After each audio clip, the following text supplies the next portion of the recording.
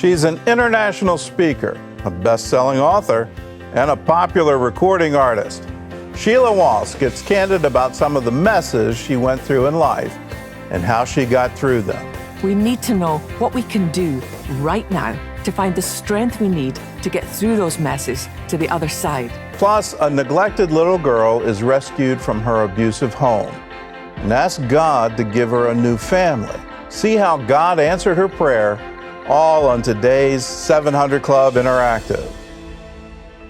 Well, welcome to the show. A recent trip to Disney World was more than magical for one family. It was life-changing. 12-year-old Janelle and her 10-year-old brother Elijah learned they were both getting adopted. The children who'd been living with their foster parents never expected Mickey Mouse would be the one to deliver the news, but take a look at this. I got you go first, right? Yay!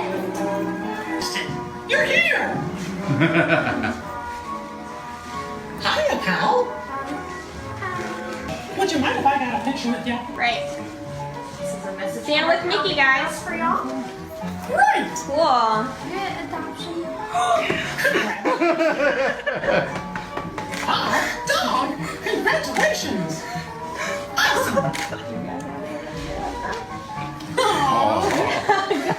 Go celebrate as a family.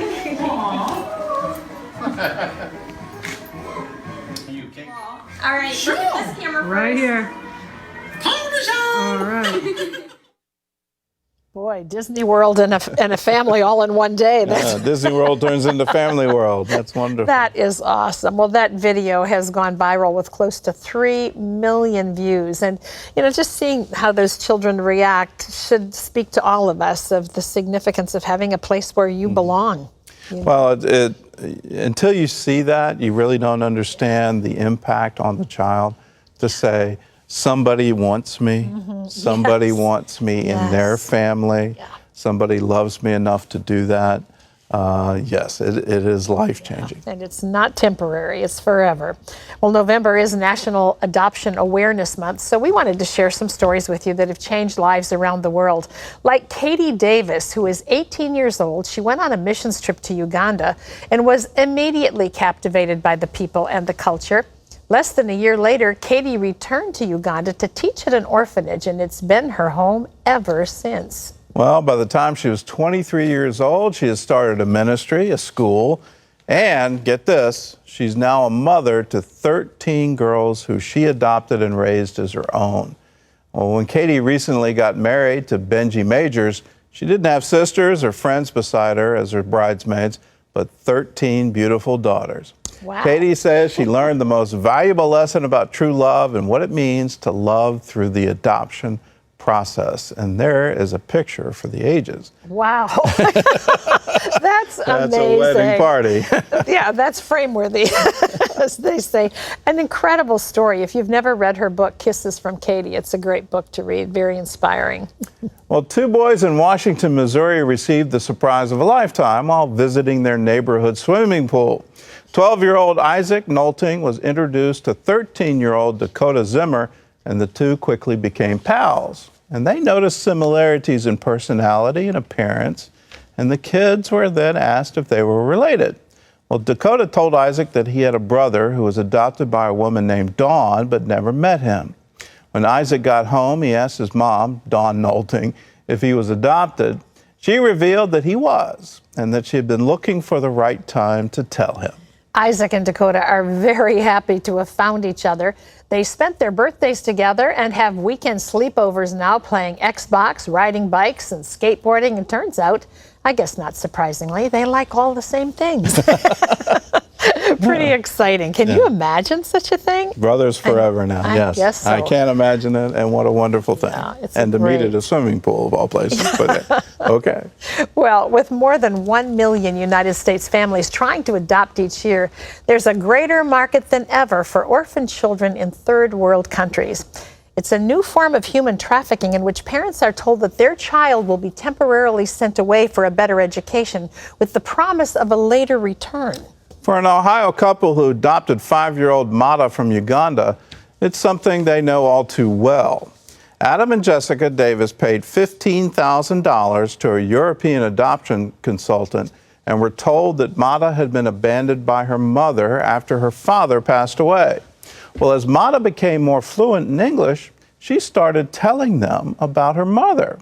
Well, Mata's stories led the Davises to question the adoption agency as well as their own involvement with human trafficking. And through research and the help of Reunite Uganda, Jessica was able to track down Mata's mother and found out she was indeed tricked. Wow. Well, 1 year after being brought home to the U.S., Mata and the Davises made their way back to Uganda to reunite Mata with her mother and her siblings. And now that adoption consultant is under FBI investigation. And I hope Interpol gets involved because that is an absolute crime. So if you're adopting, make sure you're checking all the sources. Make sure you really know what you're getting into. And what a heinous thing. And you just can't imagine the feelings of the little girl realizing that someone else is her mommy now and wondering where her mother is and why that even happened. You know, and the mother, I mean, the whole thing. For the mother, it's nightmare, but it's nightmare all the way around. It really is. It really is. So good to see something like this come to light. And by the way, kudos to this family because, you know, they could have just patted her hand and gone on about their business. You know, and your mother isn't really there. But no, they took the initiative and the expense. Traveling to Uganda is not an easy process or an inexpensive one. And adoption itself can be a long and expensive process. Many couples hoping to adopt simply can't afford it. But as Charlene Aaron shows us, the internet offers unique solutions to help foot the bill. Randall and Kelly Nichols knew from the time they married that they dreamed of adopting. It's kind of always been. Yeah, I mean, when we were dating, we talked about how one day we wanted to adopt. After several years and 3 children of their own, the dream still remained. Initially, they planned to adopt a special needs child within the U.S. That all changed when they saw a picture of a little girl in China named Isla. When I saw they posted her picture, and I knew this was our daughter. Bringing Isla home, however, would be a challenge. We did not have money for adoption. We did have enough for a domestic adoption, and that's why we kind of started there. But when we saw the cost that would be involved with an international adoption, we just thought, man, there's just no way we can do this. While U.S. adoptions cost up to $26,000, an international adoption can run from $35,000 to $40,000. The Nichols tried various ways to raise the funds needed to bring Isla home. We did a number of different things with yard sales, and we made T-shirts and sold bracelets and, begged our friends. When praying about how to proceed, the Nichols turned to the popular crowdfunding site GoFundMe. Hi, we're the Nichols family, and this is our adoption story. We had to trust God for every dollar, no matter, what the dollar amount, and we knew that we couldn't do it alone. GoFundMe allows people to contribute online to causes they believe in. There have been more than 3,000 adoption-related fundraisers in the last 4 years, raising more than $6 million. Their campaign started off slow, then began to pick up momentum. Friends, family, and even strangers contributed more than $40,000 toward their adoption effort, something both Randall and Kelly found very humbling. What we saw was there were some people who gave multiple times. Right.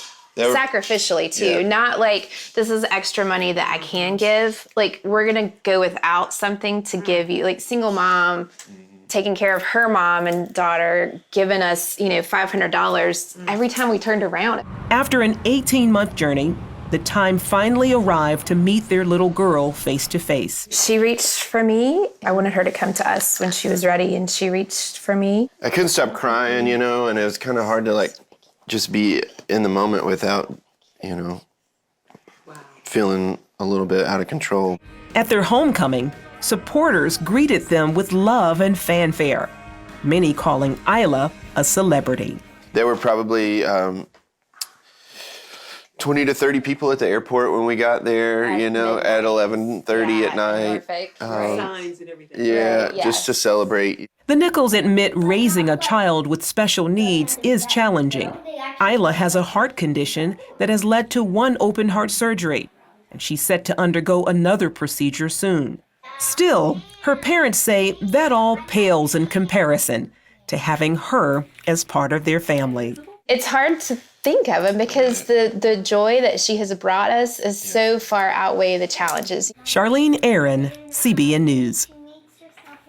Well, it's definitely a journey when you go on adoption. Yeah, a little China girl with pigtails is just a heart cell, you know. It is a journey. We've been talking today about adoption, so I want to take just a little bit of time to share our own adoption story in our family. Like the Nichols, we, before we were married, talked about adopting. And then we had a biological son and a biological daughter, and on the first birthday of the youngest, we were at the adoption agency in the morning and having a birthday party in the afternoon. So then we had a son from Korea that arrived. We have a domestic adoption, a biracial son from the United States, and then these three little pumpkins that came along much later. We were in our 50s when we felt like God really touched us and said, you know, you've heard their story, now go get them. These are our three daughters from Ukraine, all biological sisters. And it just started with a desire not to have them be broken up as a sibling group. So there's the whole gang. And they came, and life has never been the same since then. So there are now 7 children, and Andy and I, and a number of our kids are married, 2 are not. And so we continue to multiply the Friedrich clan. But you know, it's a wonderful opportunity, I think, to see the love of God as he adopts us into his family right before your very eyes, happening in your own small family circle. And honestly, because of our daughters from Ukraine, we then said, what can we do to help kids who aren't going to be adopted? Started an organization called Orphans Promise. We thought we'd just do like maybe a training center in the city that they were from for kids who were going to age out of orphanages without families. And it's now spread into more than 60 countries, thanks to Gordon and CBN. Thanks to God, not thanks to me. Please don't give me credit. You said yes. I said yes, and you said yes too, for which I am forever grateful. And so, you know, a simple yes can make a huge difference, can it? You've seen that in your own life. Yeah, just saying yes to God. And then not knowing where you're going, not knowing really anything about it, not being expert at all, but just saying, at all. Okay, let me. God, I'll take the first step. Yeah. And then you find yourself on a wonderful adventure, and you find that you can do things you never thought you could, and it all turns out. But I remember the first time you mentioned it, it was at a management council meeting off campus. We went to a local hotel just to get away from the busyness of life at CBN. And you were invited, and you said, what can we do for widows and orphans? What can we do for them? It's God's heart. You really made a wonderful plea. And at the time, I was like, well, wait a minute, we're a television ministry. What, you know, is this really part of it? And then as we started to walk it out, yes, this is us. Yeah, thousands of children, probably more than 1 million over the 12 years that it's been in existence, have been touched by your generosity, by your willingness to say yes. By your willingness. By 3 little girls. And then you walking it out, not just from the standpoint of let's create an organization, but walking out, this is my family, this is my identity. We're still walking that one out. Welcome, Terry Mewson. Earth Mother to the World is my nickname for her. I'm working on my 7. I can't do the world. Well, still ahead, a little girl asked God to give her a new family and see how he answered her prayer. Plus, learn how you can help children in need. All that is next.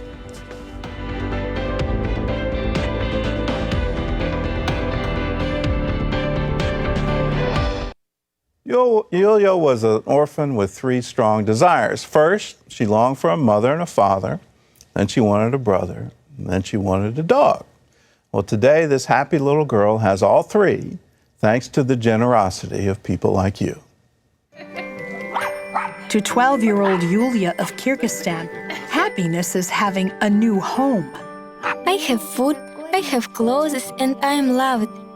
But just 3 years ago, Yulia was neglected and abused by her alcoholic mother. My mother didn't feed me. She would scream at me and then beat me. Sometimes my punishment was to kneel in the corner in a pile of salt. When social workers in Kyrgyzstan heard about the cruelty endured by Yulia, they placed her in a girls' home supported by CBN's Orphans Promise.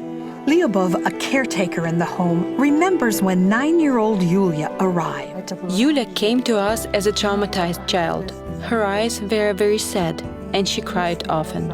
But after several months, Yulia wasn't crying anymore. The people in the home were so kind. They cared for me as if I were their own child. They introduced me to Jesus. He is my friend. As Yulia's relationship with Jesus grew stronger, she asked him to fulfill the deepest desire of her heart. I asked Jesus to send me a family of my own, a mother and a father, a brother, and even a dog. In a nearby city, a young couple who work with Orphans Promise was praying too, to adopt a child. When they visited Dayspring Girls' Home, they knew that child was Yulia. I had a feeling at once that they wanted to adopt me, and then it happened. Now Yulia has everything she prayed for: loving parents, a baby brother, and her own dog. My mom and dad are good and kind. They love me, we play together, and they read a Bible to me. Our prayers were answered too when God gave us Yulia. We want Yulia to know true joy and all the love and warmth our family can provide. Thank you for making this possible. Thank you for helping me at the children's home and for helping me find my new parents. I have my own family now, and it's forever. Thank you. Just imagine little children giving thanks to God for you. And that happening around the world, not just in one place, not just in Kyrgyzstan, not just in Ukraine, but in over 60 countries around the world. Why would they do that? Because you cared enough to give, to say, I want to help, I want to reach out. The Bible calls this pure religion, is when you help orphans. Pure religion. Doesn't get any better than this. I tell people the most spiritual thing you can ever do is help someone else. And when you do that, they give thanks to God for you. If you want to be a part of it, all you have to do is call us, 1-800-700-7000. Say, I want to give to Orphans Promise. It's a designated gift. All of it goes to the work of Orphans Promise to help orphans in over 60 countries around the world. So at whatever level you want to give, call now, 1-800-700-7000. Or you can go to cbn.com. There's a place on the giving page there where you can designate your gift to Orphans Promise. Terry? Well, coming up, Sheila Walsh gets candid about some of the messes she's been through in life and how she broke free from the cycle of pain and depression. You don't want to miss her. She's coming up next.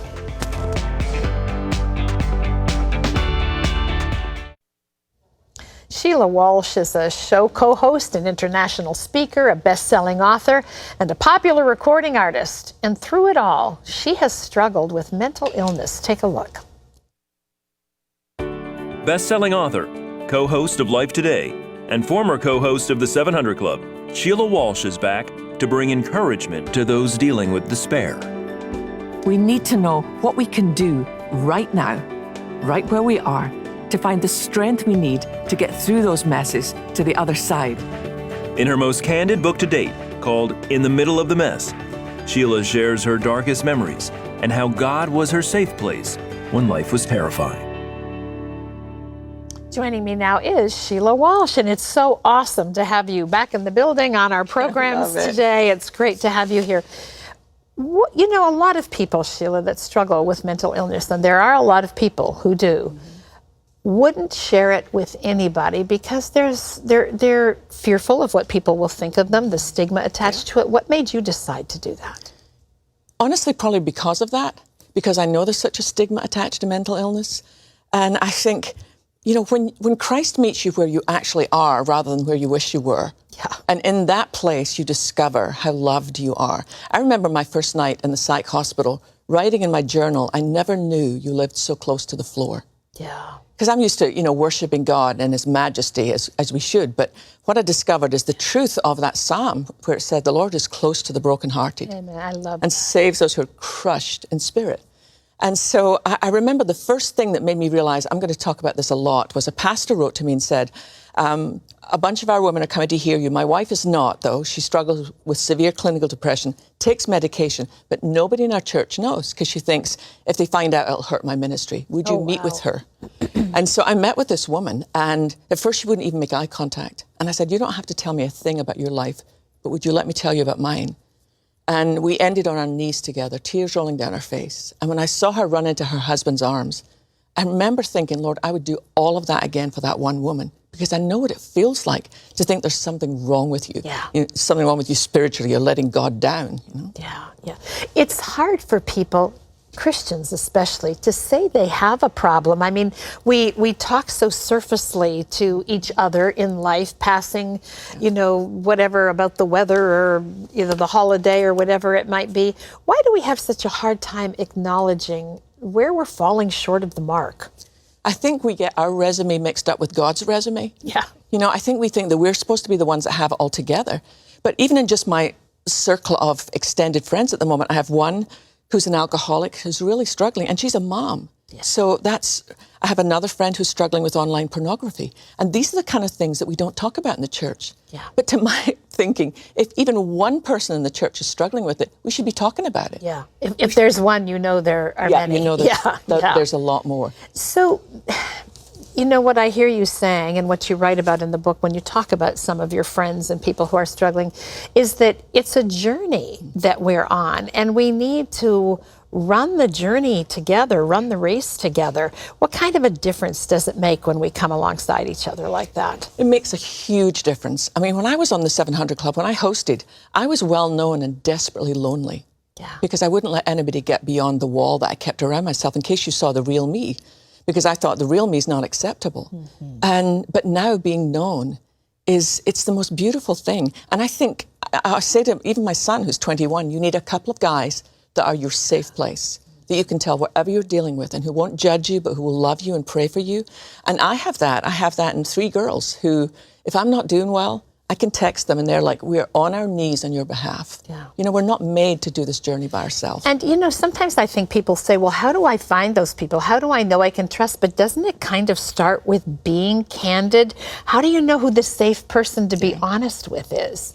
Yeah, and I think you have to be wise because you don't want to go and just, I mean, Christians are the worst for, let me just share this as a prayer request, you know, and suddenly your stuff's all over town. Yeah. But for me, it begins with God. It begins with telling God the whole truth. Actually saying it out loud and discovering He doesn't zap you into a little pile of ash. Yeah. And then just using wisdom. Sometimes you can get a sense, ask God to lead you to someone, and then maybe just share a little and see where that goes. See where that goes. See where if they feel free to do the same with you. You shared early on when you first began to talk about your struggle with depression, about your childhood and your dad. And then not long ago, your mom passed away. A mother is kind of like an umbilical cord to security for a child. How did that impact you? Much more than I thought it would. Yeah. I mean, my sister called, you know, when the phone rings in the middle of the night, you know it's not good news. And she just said, she's gone, Sheila. And I flew home, and in Scotland, we don't do the typical thing like the viewing and all that kind of stuff. Usually you're in a pine box and that's it. But I called the funeral parlour and I said, I know this is not normal, but I want to see my mom. And so they arranged it, and I walked into this little room where she was laying in the pink suit I'd sent her for the Christmas before. And I got down. I mean, I knew she wasn't there. I knew she was home with Jesus, but I simply wanted to say, well done, Mom. Yeah. You did it. You made it all the way home. Yeah. You know, through the darkest days. And part of it is, in fact, I have this tattooed on my wrist, and for those of you who don't believe in tattoos, it's not really a tattoo. For those of you who do, yes, of course it is. My mom lived with this little picture above her bed that said, yes, Lord. And that that was her legacy to me. Yeah. Sometimes I would say to her as a kid, Mom, you don't know what you're saying yes to. And she'd say, no, but I know who I'm saying yes to. Yeah. And that is the truth, isn't it? I mean, honestly, it's the journey. Yeah. Anything other than that is just our own planning around what the journey is. Absolutely, yeah. You know, I know that there are many people who are with us right now who may be struggling with depression, with suicidal thoughts. What do you say to them? I mean, the subtitle of your book is Strength for This Beautiful Broken Life. What should they know? I mean, if you've lived for more than 30 minutes, you know that life is both beautiful and life is broken. Yes. And I struggled with suicide. I mean, it's not like a gone thing. I've struggled with suicidal thoughts all my life. First time I tried to kill myself, I was 18, and I was a student in seminary. Find the courage to speak that out loud to God. Sometimes even just saying that. And I love the fact that I have a couple of friends who know that part about my story. Yeah. So that, and realize that that is not the unforgivable sin. No. And your secrets don't keep you safe, they keep you lonely. That there's nothing we can't tell our Father out loud and He will move in. Does it begin to get easier then? Yes, it's different. It remains there, but I've learned there is power in the name of the Lord. Yes. Because I struggle partly with mental illness and partly with spiritual warfare. Both are true. You can't ignore one or the other. And I have learned in those dark moments, sometimes the most powerful prayer in the world is just one word, just Jesus. Yeah. And there He is. Yeah. There, no other name under heaven by which men may be saved or redeemed or healed in any capacity. Well, if you want to learn more, Sheila's book is called In the Middle of the Mess, Strength for This Beautiful Broken Life, and it's available wherever books are sold. Thank you so much. We always love having you. We love your honesty and you're guiding us through some of the pitfalls. There are many of them. Great to have you here. Listen, we want to share with you a wonderful word from the Word. This is Ephesians 5. For you were formerly darkness, but now you are light in the Lord. Walk as children of light, trying to learn what is pleasing to the Lord. Thanks for joining us today. God bless you. We'll see you next time.